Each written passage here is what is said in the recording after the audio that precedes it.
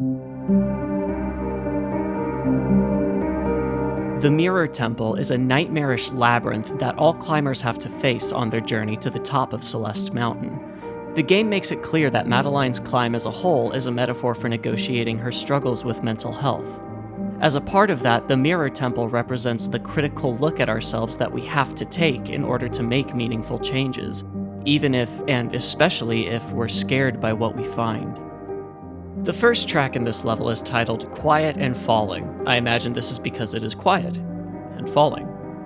When Madeline and Theo enter the temple, we only hear a few musical ideas on only a few instruments, and yet Quiet and Falling is haunting and memorable and fully fleshes out the atmosphere of the Mirror Temple. So, how? Before we touch any music theory, there are many surface-level observations we can make. Only 2 instruments play at a time, and their parts are simple, soft, and smooth.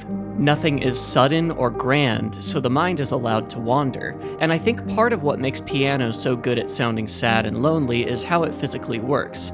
Piano isn't unique in this, but as soon as each note begins, it starts to fade, so we end up with gaps between notes. Here, the reverb effect and synth backing make those gaps feel cavernous instead of flat and lifeless. So, ironically, part of the thick atmosphere of this track comes from how little we hear. Probably the largest factor in Quiet and Falling's emotional color is composer Lena Raine's use of wildly inconsistent tempo.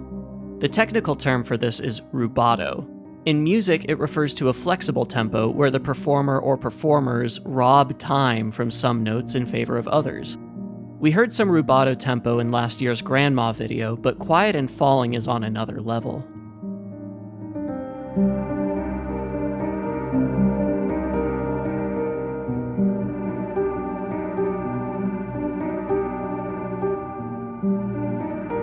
Using rubato tempo in such an exaggerated fashion lends itself well to the idea of a restless mind.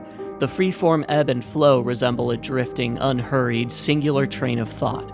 This also makes the piece a treat to play on piano because it gives the pianist permission to play very freely and expressively. The music isn't bound to any structure or keeping a schedule. It takes its time, by force, because it is robbing it. It's also important that this track is in a minor key, and if you know what that means, it isn't surprising news. It would be extremely difficult to get darkness this soupy in a major key, which often sound happy or carefree. Here's what the track would sound like if the key were simply changed from minor to major with no other changes.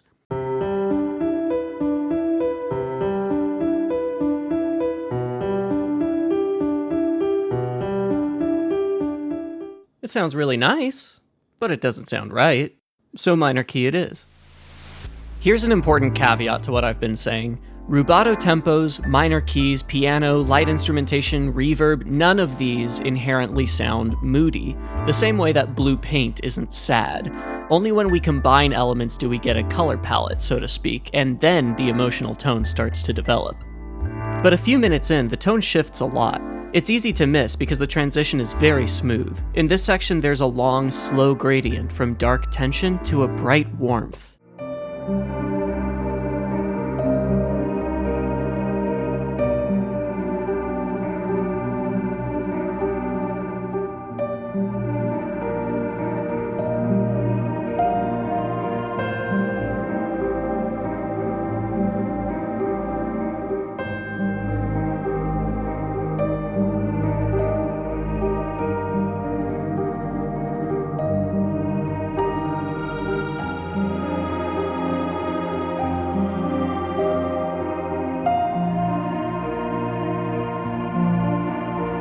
That chord at the end has more power than its neighbors because it comes at the end of a musical phrase.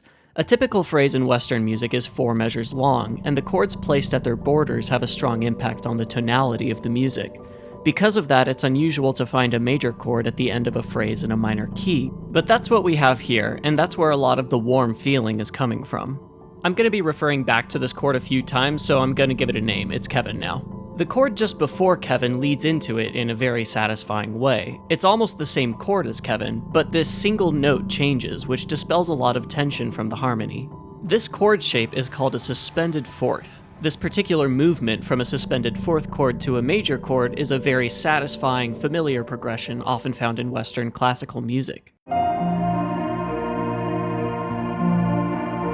So that's a big part of how we were able to get here so smoothly out of a minor key. Kevin has a wingman.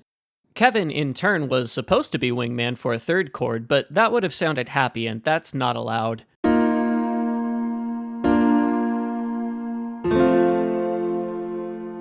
What I mean when I say supposed to is that we're really used to hearing that progression in Western classical music and beyond. That's a 5-to-1 major key resolution, and while the name may be gibberish, I promise you've heard it many, many times. It would be a very organic, peaceful way for the music to develop, which is why it isn't used here. Instead, we loop back to the beginning of this section, plunging back into the darkness. But assuming you've heard a lot of Western music, some part of you remembers hearing Kevin introduce a friend of his in other music you've listened to, and I believe that adds to our overall feeling of warmth and satisfaction, even though we don't hear it. We can almost taste the peaceful resolution that never comes before we're dragged back down into the void. By the way, this track is about depression! Okay, the truth is I don't know that for sure, but I've got a strong hunch, even though the next section of Quiet and Falling is downright bubbly. Not bubbly like happy, bubbly like bubbles.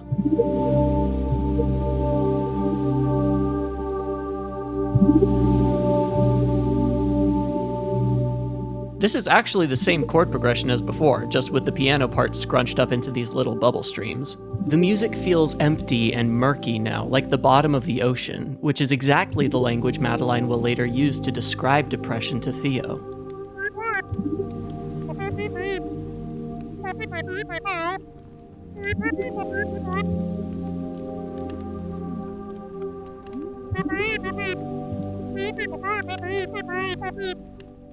Lena Raine has a history of putting very direct symbols into her work, so there's little doubt in my mind that she was referencing this conversation when she wrote Quiet and Falling. I think calling the track depressed instead of sad is more accurate because of Kevin and the Bubbles. That's a terrible band name. We often think of depression as extreme sadness, but for people who live with chronic depression, it can be better described as an absence of happiness, not that I would know anything about that. So yes, Quiet and Falling is often sad, but not always. Sometimes it isn't anything at all. Hey, let's talk about something else. Some of you probably thought I was only going to talk about one track in this video, since I explicitly said that multiple times on Patreon. Speaking of which, let's take a moment to thank my patrons. They're why I can do what I do. So I also thought this was only going to be about Quiet and Falling, but when I started working on this video, I reached out to Zelicent for some sheet music. Zelicent makes really loyal game music transcriptions, and she previously lent me her transcription of Scattered and Lost. This time she sent me not just the track I asked for, but the other one from Chapter 5 as well, quote, "since it's related and might be useful." And I said, ah yes, I definitely know what you're talking about. And when I looked at the music, I realized it would be impossible for someone to transcribe both of these tracks and not see the connections. You may already know where this is going. Quiet and Falling stops playing in this room, and we have this beautiful moment of musical foreshadowing.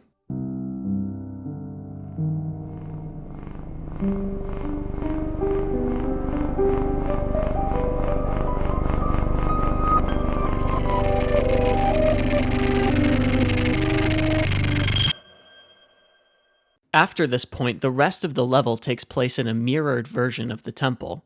Before, the temple merely reflected Madeline's demons and insecurities. Now it's made of them, and we have a new track now that we're in the mirror. What should we call it? Yeah, that works. In the Mirror starts in similar fashion to an earlier track called Anxiety, which I'm not going to play here because it's well named. In the Mirror isn't as rough to listen to, but it's still mercilessly tense. Generally speaking, when we listen to music, we expect it to routinely return to a specific note, called the tonic. There isn't one universal tonic, it's more of a per-song kind of deal. But here the melody never even approaches the tonic, it just hovers in place while the tonic drones on in the background as a frame of reference.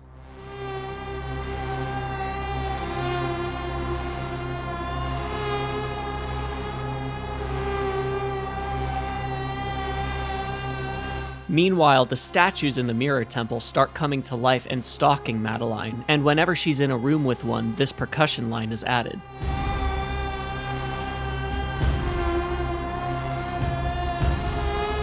This will continue to be true for the rest of the level.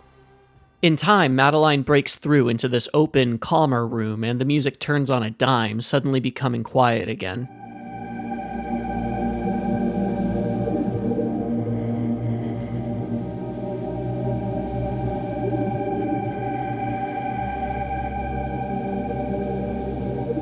No one can blame you if that sounds a little like Quiet and Falling to you, because that's what it is.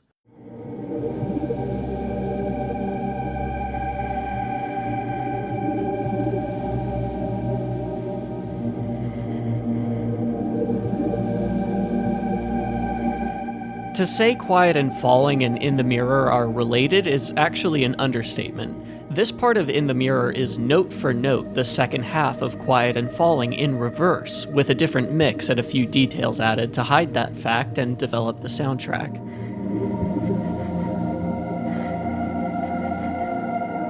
The music shifts again when you sync up with Theo, who lives in here now. Now a reversed piano replaces the bubble trails, completing the mirror image of the music we heard outside the mirror.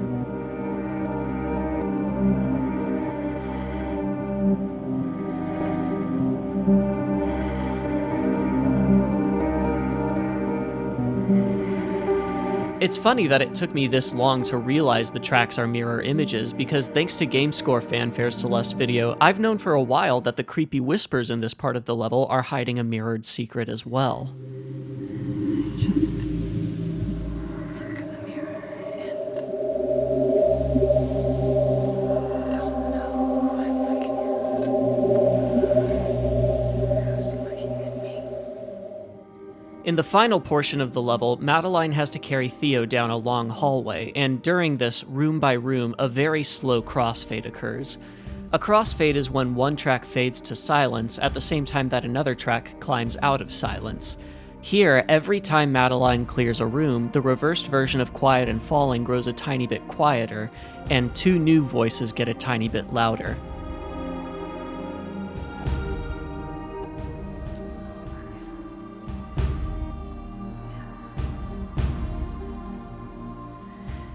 This final form of the track brings back the whine from Madeline's arrival in the mirror world. We never hear this part reversed because it only plays on this side of the mirror. The other voice that comes in is very subtle and easy to miss entirely. Bit by bit, the reversed piano is slowly replaced by a forward piano.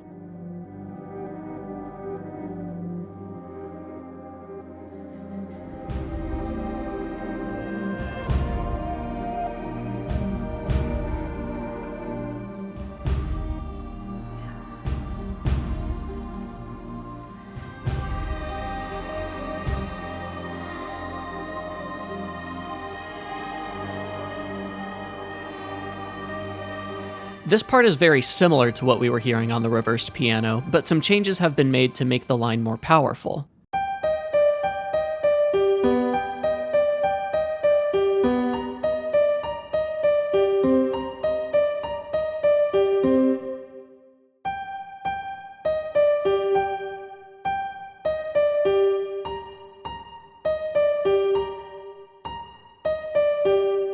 Similarly, the piano changing from reversed to forward matches Madeline's final push back to reality and out of the mirror temple. And that carries us to the end. Madeline chucks her friend at this eyeball and boom, they're out. Nothing left of Quiet and Falling, nor its sinister twin. Interestingly, of the two tracks, Quiet and Falling is by far the more popular one. Why is that? They're mostly the same notes. I can think of a few reasons. Quiet and Falling has a single clear mood and also doesn't open with a deliberately upsetting synth, so it's better for playlists. And even though the harmonies are the same, reversing the order we hear them in changes the tone of the music, and the chord progression just isn't as compelling in this direction. I guess what I'm saying is Quiet and Falling is just built different. But I think this trend parallels real life quite well. Cycling endlessly in depression has a morbid comfort to it, and blazing a path of progress is hard work. It's easier not to look in the mirror. But if right now you're in a mirror temple of your own, I hope you have the courage to push through anyway.